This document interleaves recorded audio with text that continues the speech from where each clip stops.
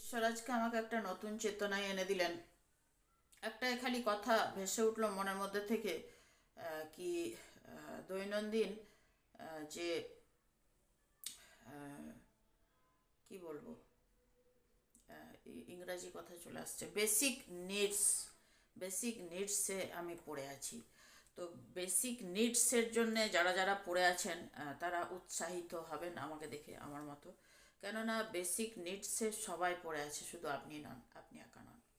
Basic needs যেখানে যেখানে আছে সেখানে সেখানে আপনি যুক্ত আছেন। বেসিক নিডস যখন আপনাকে নাড়া দিয়ে ওঠাচ্ছে, তখন আপনি সেই কষ্টে বাকিদেরও কষ্টে সামিল হতে পারছেন বন্ধুরা।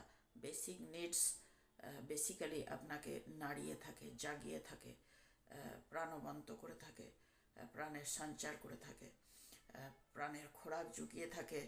অন্বেষণে আপনি মেতে ওঠেন, ভাবেন আরও সব প্রাণগুলি কোথায় কেমনভাবে কীরূপে আছে, দেখে আসি বন্ধুরা। এটা একটা ফ্ল্যাট সারফেস, এখানে কোনো বিভেদ নেই। এখানে শুধু মানুষের মধ্যে অন্তর্নিহিত সেই খোরাকের দাবি করে থাকে বন্ধুরা। এই বেসিক নিডস কি, তুমি মানুষ কিনা সেটা চেনে নিতে, যদিও বা আমি ভুল করে থাকি, অমানুষের দরে মনুষ্যত্ব হারিয়ে ফেলি, তাহলেও বলবো বন্ধুরা, প্রাণের খোরাক আপনার বেসিক নিডস যখন আপনি সেখানে সেই প্রাণ প্রতিষ্ঠা করে দিতে পারছেন, তো সেখানে ঈশ্বর নেমে এসছে, ঈশ্বর আছে সঙ্গে। ঈশ্বর ছাড়া তো কিছু হচ্ছে না। তো বেসিক নিডসে যখন আপনি পড়ে আছেন, আপনি নিজেকে ধন্য ধন্য মনে করবেন। কেননা বেসিক্যালি ঈশ্বর আপনাকে অন্য কোনো জিনিসে এরকম করে নেড়ে, একদম শেকড় থেকে নেড়ে ঝেড়ে উঠিয়ে সকলের মাঝখানে সেই শেকড়ের তত্ত্ব, সেই প্রাণ প্রতিষ্ঠা, সে প্রাণের খোঁজ, অন্তর্নিহিত মনুষ্যত্বে সকলকে একসাথে নেমে আনতে বাধ্য করছে।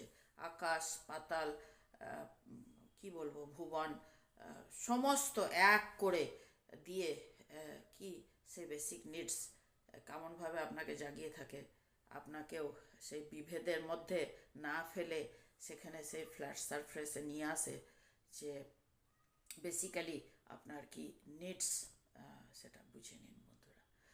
ভালো থাকবেন, মঙ্গল হোক, ভালো হোক, দিনটা আপনার ভালো যাক।